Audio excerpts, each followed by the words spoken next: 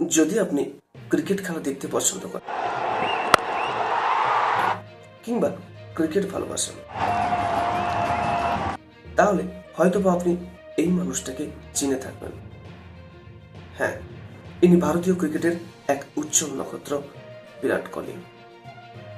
কিন্তু কখনো কি ভেবে দেখেছেন, খেয়াল করেছেন বিরাট কোহলির হাতে থাকা এই ব্যাটটির দিকে? হ্যাঁ, এটা এমআরএফ কোম্পানির ব্যাট।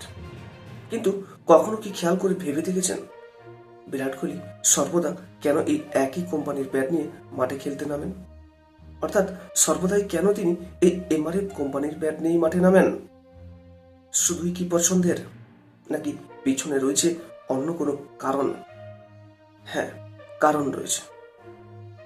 কারণ বিরাট কোহলি আর এমআরএফ কোম্পানি আর বিরাট কোহলি নিজেদের মধ্যে একটি 8 বছরের চুক্তি করেছেন।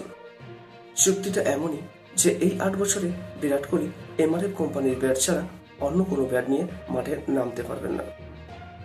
সর্বদাই তাকে এই এমআরএফ কোম্পানির ব্যাট নিয়ে খেলতে হবে। কারণ এই 8 বছরে এমআরএফ কোম্পানি বিরাট কোহলিকে দেবেন প্রায় 100 কোটি টাকা।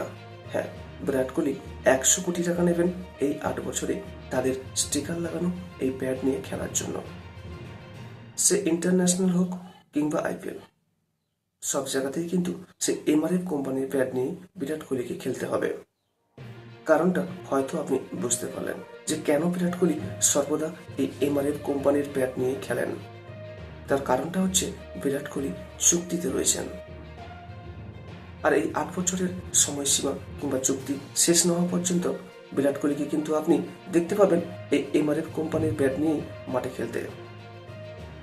8 বছরে প্রায় 100 কোটি টাকা, অর্থাৎ বছরে প্রায় 12.5 কোটি টাকা এমআরএফ কোম্পানি বিরাট কোহলিকে দিচ্ছে। অর্থাৎ বিরাট কোহলি বছরে পাচ্ছেন 12.5 কোটি টাকা শুধুমাত্র তাদের এই এমআরএফ কোম্পানির স্টিকার লাগানো ব্যাট নিয়ে খেলার জন্য।